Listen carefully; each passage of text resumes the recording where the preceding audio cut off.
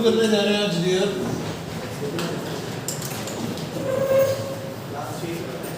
Spherical mirror.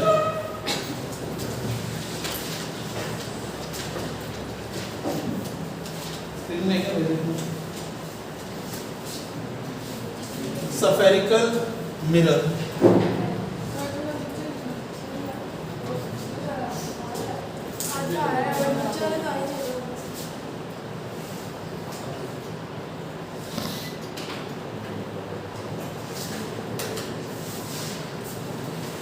आसान सी चीज है, 10th में थोड़ा बहुत पढ़ा होता हम लोगों ने, उसी के बारे में बात कर रहे हैं। ये एक सफेरिकल शेल है। इस सफेरिकल शेल के इस हिस्से को काट के हमने यहाँ पॉलिश कर दिया, सिल्वर्ड कर दिया इसे, तो ये आ गया कनकेव मिरर।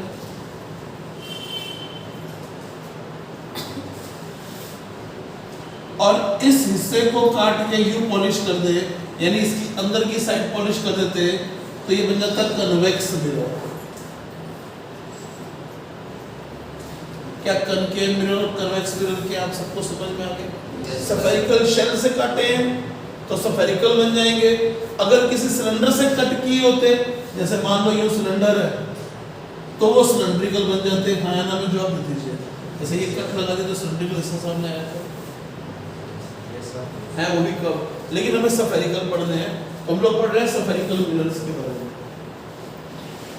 क्या तुम सबको बात समझ में आई कि मिरर बनता कैसे है? इनर साइड को पॉलिश किया तो कन्वेक्स मिरर बन गया, आउटर साइड को सिल्वर्ड किया तो कनकेव मिरर बन गया। कुछ डेफिनेशंस हैं, जो डेफिनेशन हमें यहाँ से समझ में आ जानी चाहिए। पहली डेफिनेशन जो होती है इसके अंदर, वो डेफिनेशन होती है पोल की। पोल क्या चीज है? पोल का सिंबल हमें पी लेना है।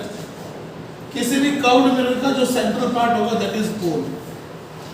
दोनों तरफ के पोल हमने शो कर दिए कि क्या पोल है। क्या पोल की डेफिनेशन हम सबको समझ में आ गई? कौन सा part? Middle part. Middle part जो भी कनकेव मिरर या कन्वेक्स मिरर का बन रहा है, that middle part is called pole. उसके बाद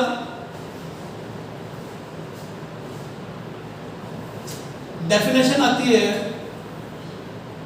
सेंटर ऑफ कर्वेचर की। सेंटर ऑफ कर्वेचर का सिंबल हमें लेना है सी। तो सिंपल सी डेफिनेशन इसकी क्या बन जाएगी? Centre of a spherical portion is called centre of curvature. ये डेफिनेशन हम लोग पहले से जानते हैं सेंटर ऑफ कर्वेचर की, आपको याद होगी डेफिनेशन। इसका सेंटर ये रहा, सफेयर तो एक ही, इसका सेंटर ये रहा। तो सेंटर ऑफ कर्वेचर की डेफिनेशन भी हमारे पास आ गई। What is C? अंडरस्टूड है यहाँ से ये वाली बात। सेंटर ऑफ कर्वेचर के बाद डेफिनेशन आती है हमारे पास प्रिंसिपल एक्सिस की। जो आपके पास एक्सिस है जॉइनिंग पी एंड सी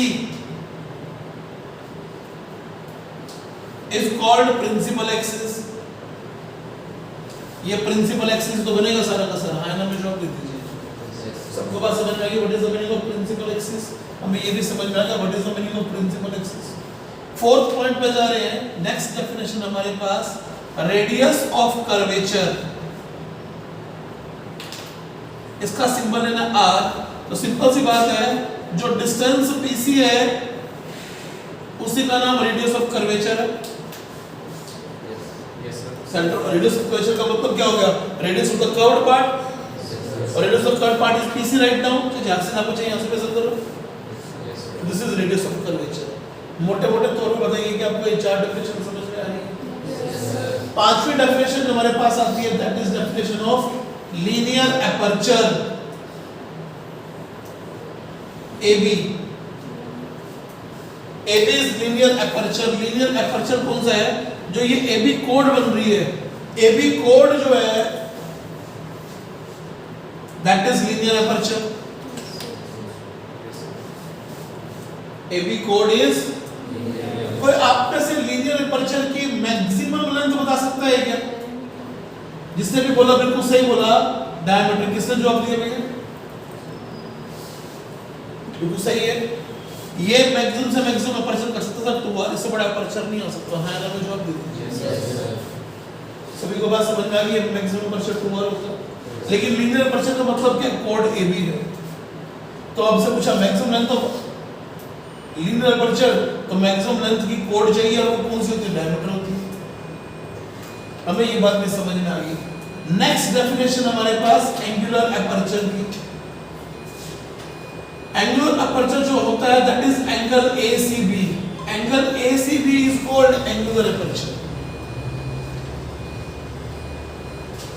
क्या आपको समझ में आ गया लीनियर अपर्चर क्या होता है, एंगुलर अपर्चर क्या होता है? क्या सारी बेसिक सी डेफिनेशन आप सबको इसके अंदर की समझ में आ गई है कि बच्चों? देखिए क्या बोल दीजिए, कुछ पूछो तो बता दीजिए बच्चों। अभी फोकस को डिफाइन करेंगे, पहले यहाँ तक की डेफिनेशन देखिए। फोकस की डेफिनेशन क्या होती है वो हमारा नेक्स्ट आर्टिकल रहेगा।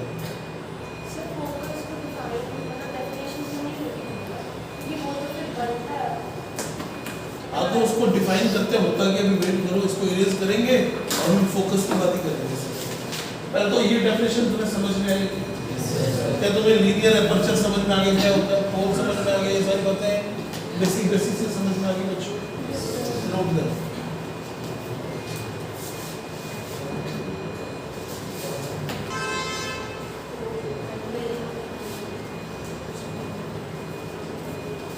ओके आगे बढ़ते हैं इसके अंदर जी।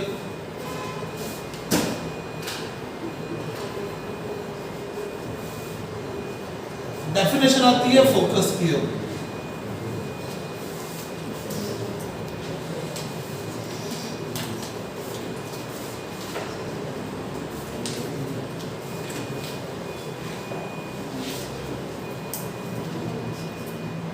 डेफिनेशन आती है फोकस की।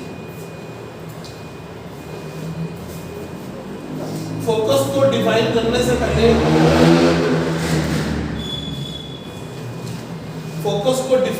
से पहले एक बात समझनी पड़ेगी। फोकस की डेफिनेशन लिखते कैसे आपको बता दूं, चाहे लेंस हो चाहे मिरर हो, डजंट मैटर। आपको इंसिडेंट रे लेनी है पैरेलल टू प्रिंसिपल एक्सिस। ये प्रिंसिपल एक्सिस है, it is parallel to principal axis. ये पोल है, ये सेंटर ऑफ कर्वेचर। फोकस की डेफिनेशन के लिए, फॉर फोकस डेफिनेशन याद रखना, इंसिडेंट रे कहां से आनी चाहिए? इंसिडेंट रे फ्रॉम इंफिनिटी आनी चाहिए। From infinity implies parallel to, this implies parallel to principal axis. तो फोकस डिफाइन होता है। क्या तुम्हें समझ में आ गया फोकस कब डिफाइन होता है? कब डिफाइन होता है? फिर से बोल दो। जब ऑब्जेक्ट इंफिनिटी को या फिर इंफिनिटी से रेज आ रही हो। इंसिडेंट रे इंफिनिटी से आने का मतलब पैरेलल टू प्रिंसिपल एक्सिस आ रही है। सभी को बात समझ में आ रही है? हालांकि ये डेफिनेशन पे हम लोग हमारी सुविधा अनुसार बदल लेते हैं कि पैरेलल टू प्रिंसिपल एक्सिस लेनी है या नहीं लेनी है, ये भी हम पर डिपेंड करता है। वो बताऊंगा कैसे। अब मैं फोकस को डिफाइन करने वाला हूं, जरा ध्यान दीजिए। सबका ध्यान यहाँ पर होना चाहिए, कहीं और नहीं होना चाहिए। ये बाकी जो भी इरेज किया उसको वापस डिक्टेट करवाऊंगा, तो मैं क्वेश्चन की फॉर्म में स्टार्ट कर रहा हूँ, ध्यान से सीख लीजिए। आपके पास ये एक कर्व्ड मिरर लिया हम लोगों ने, और कनकेव मिरर लिया। ये सेंटर ऑफ कर्वेचर C है, यहां से रेज आ रही है। ये पोल P, ये रेज h हाइट से आ रही है। या तो मैं आपको h हाइट दे दूंगा, इसकी रेडियस ऑफ कर्वेचर r दे दूंगा, या फिर मैं आपको एंगल ऑफ इंसिडेंस I दे दूंगा। या तो ये गिवन होगा या ये गिवन होगा, एक ही बात है। समझते जाना जी पूरी बात। ये भी पैरेलल टू प्रिंसिपल एक्सिस आ रही है, और मान लीजिए ये यहां से चलेगी, तो आप इसका नाम रख रहे हैं F। मैं ये PF ढूंढ रहा हूं। आप सबको समझ में आता है ये I, ये इंसिडेंट, ये रिफ्लेक्टेड, तो I बराबर R। हाँ ना, मैं जवाब दे दीजिए। क्या सबको दिखाई दे रहा है? I बराबर R, ये नॉर्मल है। सेंटर से जो कर्व्ड सरफेस पे आएगा ये नॉर्मल तो होगा, सफेरिकल सरफेस। क्या तुम्हें I बराबर R दिखाई दे रहा है? What I am looking for? I am looking for PF। PF निकालने के लिए अगर मैं CF निकाल लूं तो मुझे दिखाई दे रहा है कि पूरे CP में से अगर हम लोग CF को माइनस कर देंगे तो PF की डिस्टेंस आ जाएगी। Looking for CF। गड़बड़ मत करना, ढंग से सुनना भैया। ये I वाली रे आ रही है, I बराबर R लगाया हुआ है, हाँ ना, में जवाब दे दीजिए। सभी को बात समझ में आ रही है? क्या आप सबको दिखाई दे रहा है कि ये वाला एंगल भी I होगा, दैट इज अल्टरनेटिव एंगल बन चुके हैं। ये पूरा 2I बन ही चुका, हम लोगों को दिखाई दे रहा है। ये वाला 2I, तो ये वाला भी 2I, तो ये 180 माइनस 2I है। यस और नो में जवाब दे दीजिए। अब हम लोगों को एक फॉर्मूला मैथ्स में पढ़ा हो तो हम लोगों ने अगर याद हो तो आप लोगों को कि अगर ये एंगल्स ABC की फॉर्म में लिखे हों तो ये साइड्स ABC लिखी जा सकती हैं। तो sin A बाय A बराबर sin B बाय B बराबर sin C by C। Maths हम लोगों को पता होता है तो उस बात का यूज करें। बाय वन को लास्ट में जो आंसर आएगा वो रटना है, याद रखना, आसान सा आंसर बनेगा। अभी तक तो सब लोग सोचते हैं कि इसमें इतना क्या माथापच्ची कर रहे हैं, ये तो R/2 के बराबर आ जाएगा। अपन सोल्व कर रहे हैं, इसको देखते जाइए ध्यान से। मैं इसको सोल्व कर रहा हूं तो आपको दिखाई दे रहा है क्या, इस ट्रायंगल के अंदर ही CF upon sin I should be equal to, इसको m पॉइंट नाम देते हैं, CM divide by sin 180 minus 2I। Yes तो में जवाब दे दीजिए। ये वाला साइड डिवाइड बाय ये sin थीटा आ गया और ये वाला साइड डिवाइड बाय ये वाला एंगल आ गया। क्या सबको बात समझ में आ गई? CF by sin I equal to CM is equal to radius of curvature. CM is equals to divide by sin 2I, sin 180 minus theta is sin theta, this is 2 sin I cos I।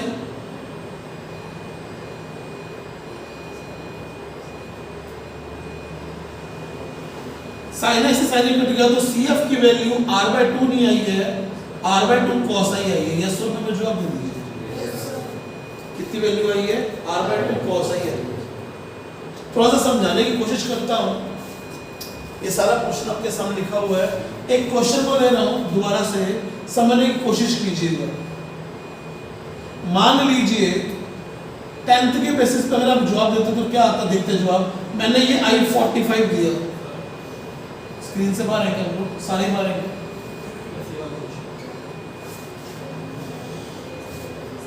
ये वाला screen में आ रहा portion क्या? मान लीजिए आपके पास ये एक कर्व्ड मिरर है, यहां से एक रे आ रही है और इस रे का angle of incidence 45 degree given है। It is parallel to principal axis. आपके लिए ये रे कहां से जाएगी? फोकस है, और आपके लिए फोकस क्या होता है? आप कहते हैं फोकस तो भी R/2 पर होता है, लेकिन I बराबर R से इसको 45 पे जाना चाहिए। 45 मतलब 90 होना चाहिए वाला angle. It should go like this, it should go like this. क्या तुम सबको बात समझ में आ गई है? Actual answer is R/2 cos I। तुम्हारे पास सिंपल मैथमेटिक्स है। क्या हमने इस जगह पर रिफ्लेक्शन का लॉ लगा दिया I बराबर R, बाकी तो प्लेन ट्रिग्नोमेट्री लिखी हुई है। तो CF की वैल्यू आपको याद रखनी है R/2 cos I। ये वाली वैल्यू याद रखनी है R/2 cos I। सबको बात समझ में आ रही है? प्रूफ किया हम लोगों ने इसको। तो फिर PF कितना आ गया? PF आ रहा है क्या स्क्रीन में? देखो ये, तो यहाँ PF लिखते हैं अपने। PF की वैल्यू लिखी थी हमने PC माइनस CF। PC की वैल्यू R और ये R/2 cos I। यस और नो में जवाब दो। क्या फोकल लेंथ कितनी होती है तुम्हें समझ में आ गया क्या? R minus R/2 cos I होती है एक्चुअली। Yes sir. क्या सबको बात समझ में आ गई? R minus R/2 cos I is the expression for focal length. अभी देखते जाओ, घबराओ नहीं। तुमने 10th में क्या पढ़ा वो बात खत्म करेंगे खत्म अभी, लेकिन एक्चुअल फोकल लेंथ तो यही है जो तुम्हारे सामने है, R minus R/2 cos I। बेटा ये अगर सर्कल है, पूरा सफियर था, तो CM तो रेडियस ऑफ कर्वेचर ही है बेटा। यस और नो में जवाब दे दीजिए भैया। तुम सबको प्रूफ समझ में आ गया PF तक का? पक्का बोलो भैया। कितनी वैल्यू आई है? R minus R/2 cos I। क्या डेरिवेशन समझ में आ गया क्या तुम सबको? नोट कीजिए इस चीज को।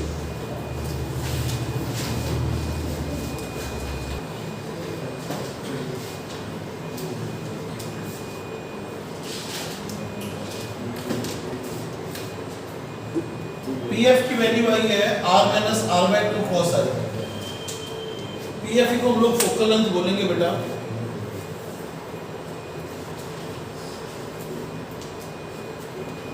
ड्राइंग इरेज कर रही है मेरी।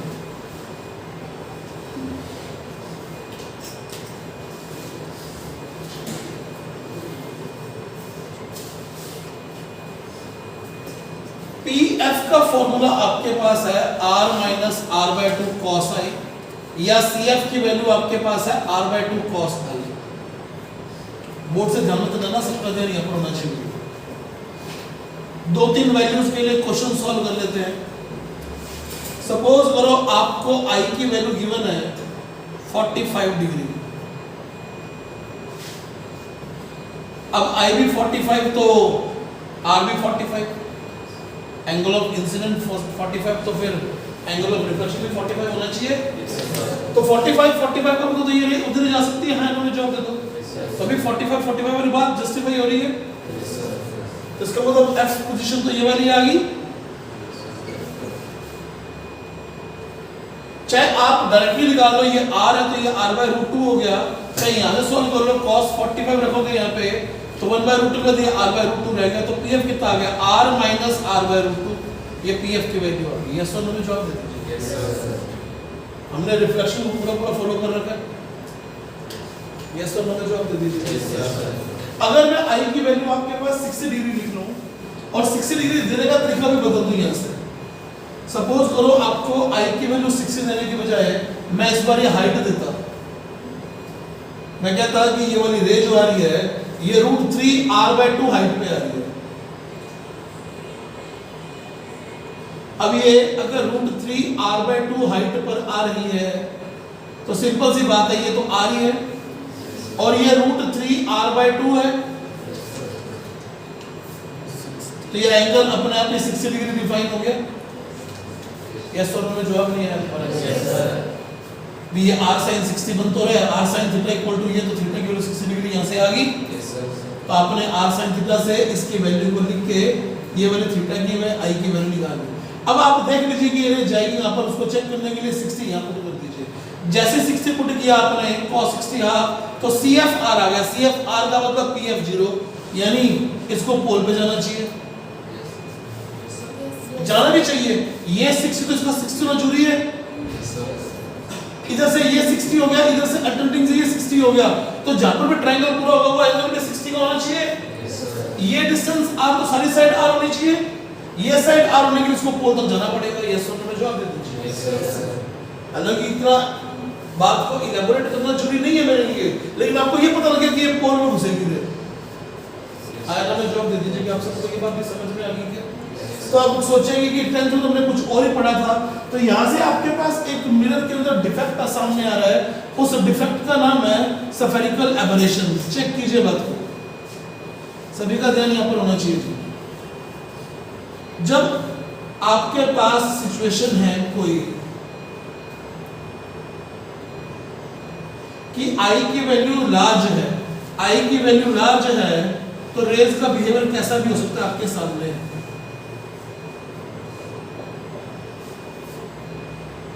लेकिन अगर आप इसका एपर्चर छोटा कर दें, ये AB को ही छोटा करें। जब आपने शेल में से मिरर काटा था तो आपने काटा ही बहुत छोटा सा mirror, so that aperture size is very small. अब एपर्चर ही छोटा, इतना बड़ा मिरर ही नहीं है, तो इसी एंगल पर रेज इंसिडेंस हो सकेंगी। एपर्चर स्मॉल को ध्यान से सुनिएगा। एपर्चर स्मॉल का मतलब हुआ आई बीइंग स्मॉल। अगर आई बीइंग स्मॉल तो cos i की वैल्यू कितनी निकलेंगे हम लोग 1।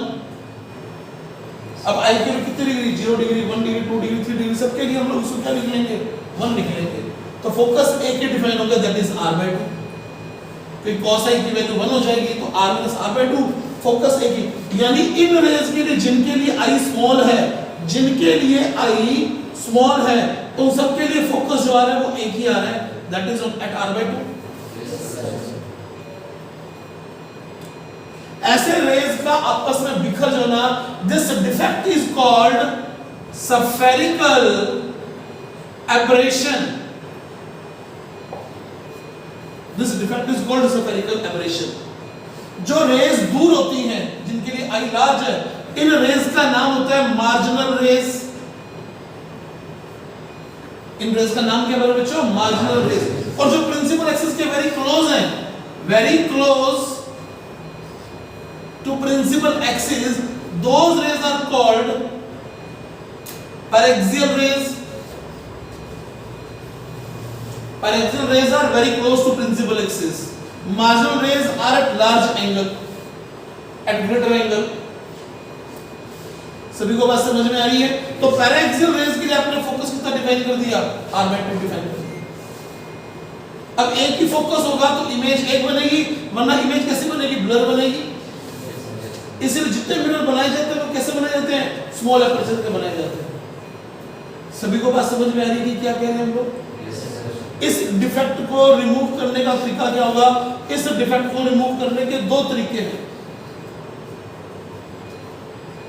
ये जो डिफेक्ट आया, इस डिफेक्ट को दूर करने के दो मेथड्स हैं। एक तो आप क्या करो, एपर्चर स्मॉल ले लो, या फिर दूसरा ये कर सकते हैं कि स्फेरिकल मिरर की बजाय पैराबोलिक मिरर यूज करने शुरू कर दो। पैराबोला में आप लोगों ने एक प्रॉपर्टी पढ़ी होगी मैथ्स के अंदर कि पैराबोला के अंदर जितनी भी रेज आती हैं ऐसे वाली, वो सारी की सारी इसके फोकस पर कन्वर्जन होती है। तो parabolic mirror can be used. सभी को बात समझ में आ रही है क्या?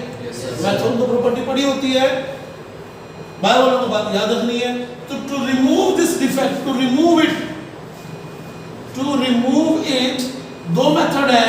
एक तो आप स्मॉल एपर्चर का स्फेरिकल लेंस यूज कर लो, स्फेरिकल मिरर यूज कर लो, या फिर आप क्या कर लो, या फिर आप पैराबोलिक मिरर यूज कर लो। जवाब दे दीजिए। आपको ये दो एग्जांपल समझ में आ गए? पूरी बात समझ में आ गई कि फोकस R/2 कब होता है? बता दीजिए, फोकस R/2 कब होता है? स्फेरिकल मिरर में फोकस R/2 कब होता है? जब एपर्चर स्मॉल। आज के बाद हमारी जितनी डिस्कशन होगी वो सारी की सारी स्मॉल एपर्चर के लिए होगी। अगर क्वेश्चन अपने बड़े एंगल का दे दिया तो आपको इस कैटेगरी में स्विच होना पड़ेगा, ये आपको अपने आप पता होना चाहिए कि एंगल बड़ा आ गया, we have to go into right expression. इतना बात समझ में आ गई बच्चों? ये हाइट देने का मतलब ही क्या है कि मार्जिनल रे है। हाइट लगभग 0 का क्या मतलब है? हाइट लगभग 0 का मतलब है पैराक्सियल रेज, एक ही फोकस। क्लियर जी? नोट करें सारी बात। रेड डायग्राम में एरो दिखाओ भैया।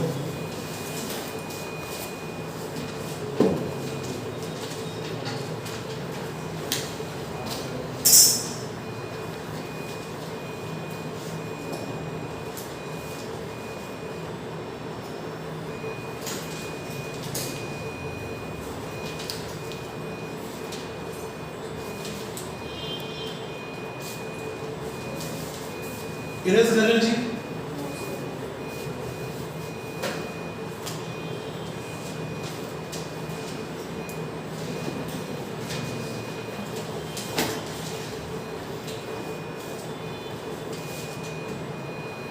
पीएफ की वैल्यू याद रखनी है, R minus R/2 cos i।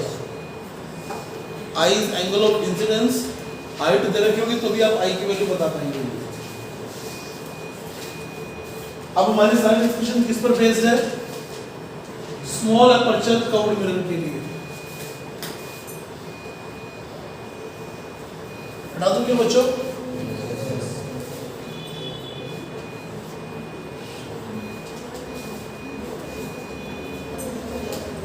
I 60 degree वाला केस याद रखिएगा। कहां से भी रे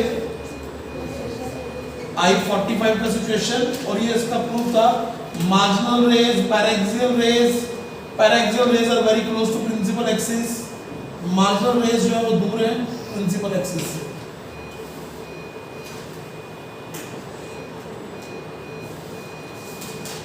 Now discussion is confined to small aperture mirror। तो small aperture mirror आपके पास दो आगे दिखाने को बड़ा दिखाई दे रहा है, लेकिन सारे small aperture mirrors हैं। ये पोल, ये सेंटर ऑफ कर्वेचर, ये फोकस। सभी का ध्यान यहाँ पर होना चाहिए भैया। और कन्वेक्स मिरर के लिए ये C, ये P, तो ये फोकस। ठीक है जी, पहले बोल चुका हूं स्मॉल अपर्चर है तो जो पैरेलल रे आएगी वो फोकस में से होकर जाएगी जी। इसके लिए जो पैरेलल रे होगी वो फोकस से डाइवर्ज होती है, एक्सपीरियंस होगी। बोला भी आई बराबर आ रही है हम लोगों ने, क्या तुम सबको दिखाई दे रहा है? क्या रे डायग्राम को समझ में आई क्या बना रखे हम लोगों ने? और ये इस केस में जो फोकल लेंथ है that is half of radius of curvature. Sign convention बाद में पढ़ेंगे अलग से, तब बात करेंगे, फिलहाल वैल्यू लिखी हुई है। सबका ध्यान यहाँ पर होना चाहिए, गड़बड़ मत कीजिएगा। सबसे इंपॉर्टेंट बात रे ऑप्टिक्स में याद रखिए, don't forget about reversibility. What is the meaning of reversibility? इसकी बात को यहां और यहां शो करने की कोशिश करते हैं। रिवर्सिबिलिटी ये है कि जो रे पैरेलल आई वो फोकस से गई, इसका मतलब जो भी रे फोकस से आएगी वो बाद में पैरेलल हो जाएगी। हाँ ना में जवाब दे दो, क्योंकि आई बराबर आपको वैसे का वैसे ही लगेगा। ये क्या इस बात की रिवर्सिबिलिटी है? यस, इस बात की रिवर्सिबिलिटी है। Still holding I equal to R। पहले I ये था, R ये था, और अब I ये है और R ये है। बात तो सेम ही है। Same for here. यहां के लिए क्या ड्रॉ कर दें? जो रे फोकस में एंटर होने के लिए आ रही थी वो एंटर तो हो नहीं पाएगी क्योंकि यह पॉलिश है। That will get reflected. Reflection की बात कैसे हो जाएगी? Parallel to principal axis. क्या तुम सबको बात समझ में आ गई? दो रेस देख के तो स्क्रीन से बाहर तो नहीं होना। तो ये पहली ड्राइंग, ये इसकी कन्वेक्स की पहली ड्राइंग, ये सेकंड ड्राइंग, ये सेकंड ड्राइंग, थर्ड ड्राइंग ले रहे हैं। चार टोटल ड्राइंग्स ले सकते हैं इस केस में। थर्ड ड्राइंग इसके लिए बना रहा हूं, कनकेव मिरर के लिए। जो रे पोल पर आती है वो simple I equal to R को फॉलो करवा दो उसको, क्योंकि ये तो नॉर्मल बनेगा ही बनेगा। यस और नो में जवाब दे दीजिए। क्या आपको I इक्वल टू R समझ में आ गया? Same for here. इसके लिए थर्ड रे कौन सी बन जाएगी? जो रे पोल पर आ रही है ये नॉर्मल बनी गया क्योंकि ये C है, तो ये भी I बराबर R को फॉलो करवा देंगे। यस और नो में जवाब दे दीजिए। क्या तीनों रे डायग्राम आपको समझ में आ गया? एक रे डायग्राम और बचता है, वो कौन सा है? जो रे C में से आ रही हो। जो रे C में से आ रही होगी उसका I 0 हो गया। I 0 तो R 0 याद है ना? आपको प्लेन मिरर में बताया था I 0 तो R भी 0। तो फोर्थ रे बना रहे हैं, फोर्थ रे इसकी यहाँ पर बना रहे हैं कनकेव मिरर की। क्या ले रहा हूँ चेक कीजिएगा बात पे। जो रे C से आ रही है उसका I 0 तो R भी 0। आयना में जवाब दे दीजिए जी। सबको बात समझ में आ रही है क्या? ऐसा इसके लिए बना सकते हैं। इसके लिए फोर्थ डायग्राम क्या बन जाएगा? ये कन्वेक्स मिरर दिखा दिया, मान लो ये F है, ये C है। जो रे C में आ रही थी वो वैसे के वैसे लौट जाएगी। यस और नो में जवाब फिर से दे दीजिए। सभी को बात समझ में आ गई है? ये रिट्रेसिंग है, ये बात की रिवर्सिबिलिटी है, और ये रिट्रेसिंग है। ये रिट्रेसिंग I 0 तो R 0 क्या था? हमें याद है सर, I 0 R 0 का मतलब रिट्रेसिंग था। याद आया क्या रिट्रेसिंग वर्ड आपसे? क्लियर है? तो छोटी सी हेडिंग लिख लीजिए इस पूरे आर्टिकल के लिए, rays which can be used to make ray diagram. Heading है आपकी rays which can be used to make ray diagram. Ray diagram को बनाने के लिए जिन रेज का आप इस्तेमाल कर सकते हैं उन रेज के बारे में। Rays which can be used to plot ray diagram.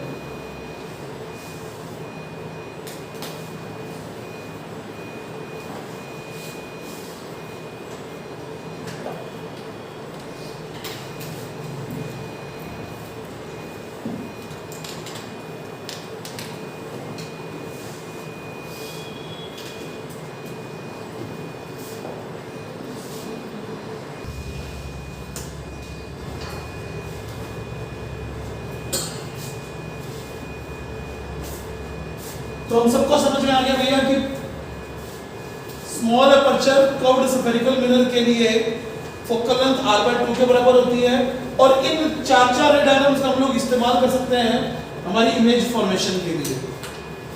सभी को बात समझ में आ रही है जी? Yes sir. ये बात सभी को समझ में आ गई है। तो नेक्स्ट हेडिंग है हमारी sign convention.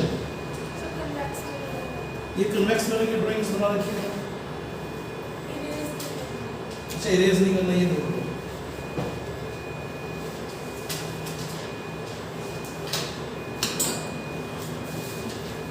Sign convention, sign convention के रूल को झूठ लिख रहा हूं बस, लेकिन नटशेल इनकी आपको समझा देता हूं, लिख तो लेंगे सारा कुछ। साइन कन्वेंशन को लिखने के लिए मान लीजिए जो आपने मिरर रखा है वो मिरर आपने ओरिजिन पे रखा है, वो मिरर कहां पे रखा है? ओरिजिन पे रखा है, और जो प्रिंसिपल एक्सिस है वो एक्स एक्सिस है, जो प्रिंसिपल एक्सिस है वो एक्स एक्सिस है। अब चाहे आप कनकेव मिरर रखें चाहे कन्वेक्स मिरर रखें कोई प्रॉब्लम नहीं है डियर, रखा आपने ओरिजिन पे वो मिरर। सभी को बात समझ में आ गई है? यहां से साइन कन्वेंशन बन जाते हैं। अब साइन कन्वेंशन की बात करते हैं तो पहली चीज, अगर ये ओरिजिन बन गया तो साइड डिस्टेंसेस ओरिजिन से मेजर करते हैं। अब ओरिजिन पे पोल है और डिस्टेंसेस में कहां से मेजर करनी है? मिरर से। तो पहला रूल तो क्या बन गया? All distances are measured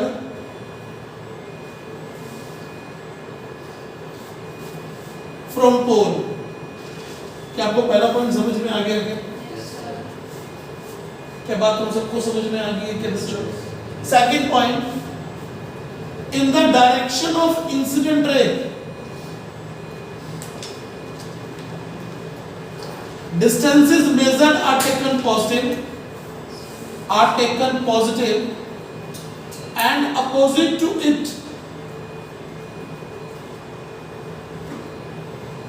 taken negative। पढ़िए क्या लिखा मैंने? in the direction of incident ray distances are taken positive, distances are taken positive and opposite to it taken negative। अब जनरली ऑब्जेक्ट यहां पड़ा है, अगर ऑब्जेक्ट यहां पड़ा है चाहे पॉइंट ऑब्जेक्ट है चाहे एक्सटेंड ऑब्जेक्ट है तो रेज तो यूं ही आनी है। रेज यूं आनी है का मतलब क्या हो गया? अब आप इस ऑब्जेक्ट की डिस्टेंस मेजर करेंगे तो आप इंसिडेंट रे के अपोजिट जा रहे हैं, तो इधर की डिस्टेंस जो भी मेजर करेंगे वो नेगेटिव है, उधर की जो भी मेजर करेंगे वो पॉजिटिव है। और वैसे भी ये माइनस एक्स एक्सिस है वो पॉजिटिव एक्स एक्सिस है, तो ये डिस्टेंस नेगेटिव और पॉजिटिव होनी भी चाहिए। सेम बात लिखी हुई है कि अगर इसको ओरिजिन मान ही लिया तो ये कौन सी डिस्टेंसेस है? नेगेटिव और डिस्टेंस पॉजिटिव। इंसिडेंट रे का तो positive, incident ray incident ray वाली साइड से पॉजिटिव। नहीं बेटा, इंसिडेंट रे यूं आ रही है ना। अभी तुम अगर सपोज इस ऑब्जेक्ट की डिस्टेंस निकालने वाली हो, ये ऑब्जेक्ट है और ये इमेज है और ये सेंटर ऑफ कर्वेचर भी है मान लो। अब तुम्हें सपोज करो ऑब्जेक्ट की डिस्टेंस मेजर करनी है, तुम यहां से यहां तक आई तो this distance should be negative क्योंकि तुम इंसिडेंट के अपोजिट आई। सपोज करो तुम सी तक की डिस्टेंस मेजर करने आई, रेडियस ऑफ कर्वेचर मेजर करने आई, तो अभी तुम इंसिडेंट के अपोजिट आ रही है। तुम इमेज की डिस्टेंस मेजर करने के लिए आए तो भी इंसिडेंट के अपोजिट आ रहे हो। लेकिन अगर इमेज उधर बनी होती तो अब तुम कहोगे कि मैं इमेज की डिस्टेंस यहां से मेजर करने उधर जा रही हूं, तो तुम बोलती कि मैं इंसिडेंट की डायरेक्शन में जा रही हूं, विल टेक पॉजिटिव। क्या सभी को बात समझ में आ गई है जी? Yes sir. In the direction of incident ray, distances taken are positive, are taken positive, and opposite to it taken negative. Or third, last point, above principal axis distances measured are positive and below it negative. Above principal axis distances measured are taken positive and below it negative. क्या आपको ये तीन rule समझ में आ गए क्या sign convention के लिए? Yes sir. क्या ये तीन बातें साइन कन्वेंशन के लिए समझ में आ गई कैसे लिखी गई है? Yes sir. सभी को समझ में आ गई है? फिर से पूछता हूँ, साइन कन्वेंशन के लिए बातें बेसिक सी बातें की हुई हैं, आज कुछ खास बात नहीं की है, सिर्फ फोकल लेंथ को डिफाइन किया है। फोकल लेंथ जो होती है वो r - r/2 cos i होती है। आई छोटा हो तो r/2 होता है। आईना में जवाब दे दीजिए। बाकी सारी डेफिनेशंस दिया है। अभी दो डेफिनेशन तुम्हें और बतानी है, दो तीन डेफिनेशन अभी बताता हूँ आपको, और फिर कल कंटिन्यू करेंगे इसको हम लोग। पहले यहाँ तक लिख लीजिए, दो तीन डेफिनेशन और बतानी है मुझे।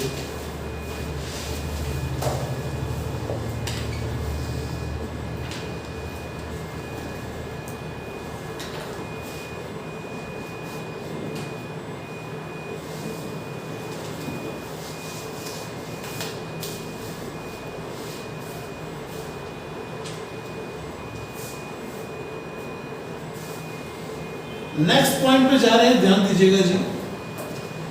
छोटी छोटी डेफिनेशंस और हैं, दो तीन हमारे पास।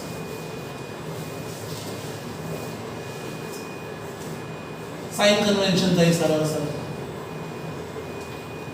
पहले सुन लीजिए, फिर बाकी बातें जो बच्चे लिखते रहेंगे। बात करते हैं ऑब्जेक्ट की और इमेज की।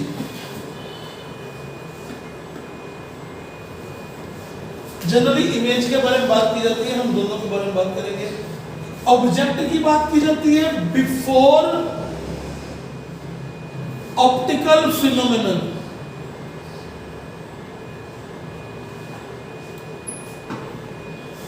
यानी बिफोर रिफ्लेक्शन कोई भी फिनोमेनन आप स्टडी कर रहे हैं तो आप ऑब्जेक्ट की बात करेंगे इस फिनोमेनन से पहले, और फिनोमेनन के बाद after phenomenon, after optical phenomenon हम बात करते हैं इमेज की। यानी आफ्टर रिफ्लेक्शन हम लोग बात करेंगे इमेज की। इमेज दो प्रकार की होती है, भूलना नहीं हमें। एक होती है रियल इमेज, एक होती है वर्चुअल इमेज। एक होती है रियल इमेज और एक होती है virtual image. After phenomenon,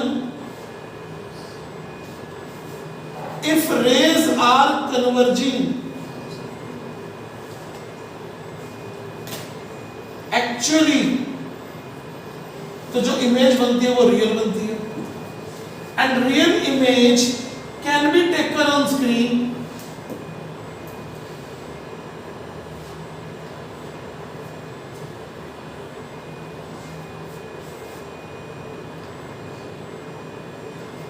real image के लिए आपके पास कौन सी रेज आई?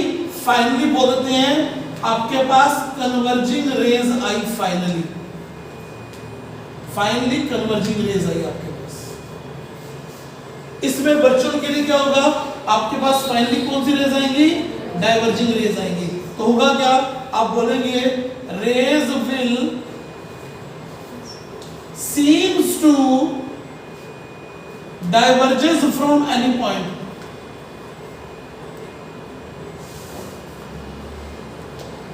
रेज क्या होगी? आफ्टर ऑप्टिकल फिनोमेनन रेज जो होंगी वो डाइवर्ज होती एक्सपीरियंस होगी किसी पॉइंट से, तो वर्चुअल इमेज होगी। Can not be taken on screen.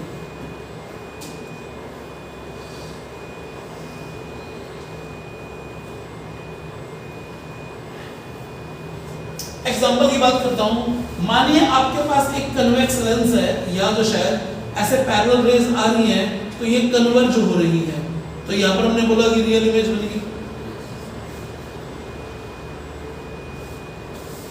Converging raise after phenomenon, वो फिनोमेनन चाहे रिफ्लेक्शन को चाहे रिफ्रैक्शन को, डजंट मैटर। इसमें क्या बोला हमने? आफ्टर फिनोमेनन कैसी रेज है? आफ्टर फिनोमेनन डाइवर्जिंग रेज है आपके पास। They seems to diverges from a single point, from a point, यहां से वो डाइवर्ज होते एक्सपीरियंस हो गया, तो डाइवर्जिंग रेज मिली आपको। तो मैं जानना चाहूंगा, आपको पता लग गया कि रियल इमेज कौन सी होती है और वर्चुअल इमेज कौन सी होती है? ऐसे आपके पास जो ऑब्जेक्ट होता है वो भी दो प्रकार का होता है। एक होता है रियल ऑब्जेक्ट और एक होता है वर्चुअल ऑब्जेक्ट। सर ऑब्जेक्ट कैसे वर्चुअल हो सकता है, ये सीखना जरूरी है। ये थोड़ा अपर लेवल की बात हो जाती है, लेकिन रियल ऑब्जेक्ट आप सबने देखा है। इसमें क्या होगा? बात चल रही होती है before optical phenomenon. Before optical phenomenon अगर आपके पास डाइवर्जिंग रेज है तो रियल ऑब्जेक्ट है। और बिफोर ऑप्टिकल फिनोमेनन अगर आपके पास कन्वर्जिंग रेज हैं तो वर्चुअल ऑब्जेक्ट। सर समझाना क्या मतलब हुआ, चेक करना भैया इस बात को। मान लीजिए यहां पर एक ऑब्जेक्ट पड़ा है तो ये रेज यूं आ रही है, अब ऑब्जेक्ट पड़ा है तो रेज यूं गिनूंगा मैं, अगर ये फोकस पर तो पैरेलल हो जाती है, हाँ ना में जॉब देना।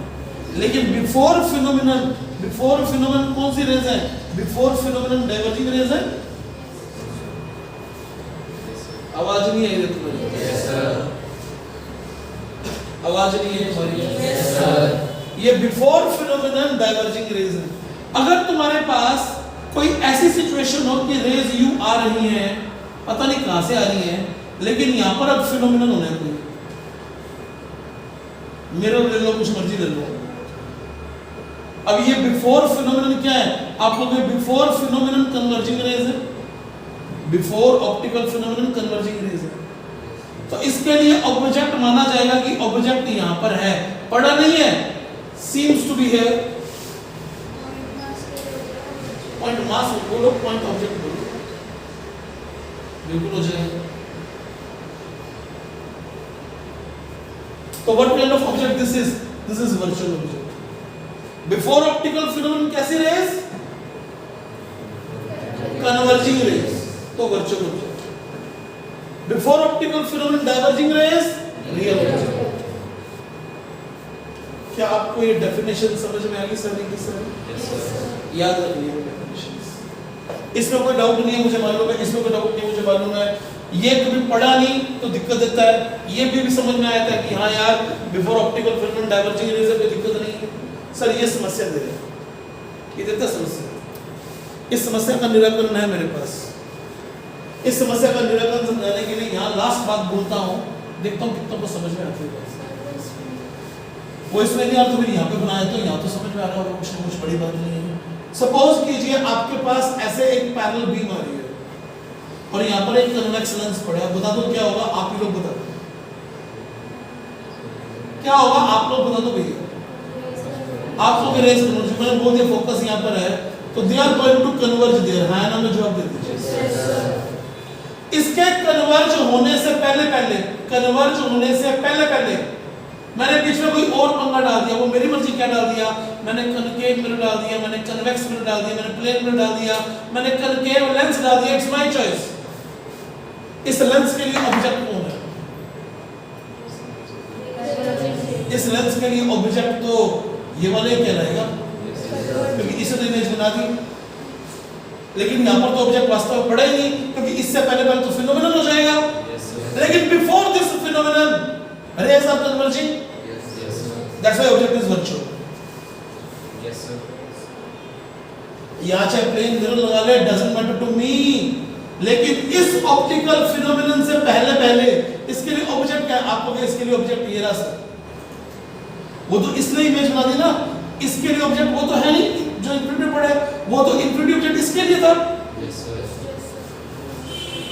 ये इसको पीछे कर दो तो आपको इसको पीछे कर दो तो अब मेरे पास डाइवर्जिंग रेज आ रही है सर, ऑब्जेक्ट वास्तव में पड़ा सामने, हाँ ना जवाब दे दीजिए।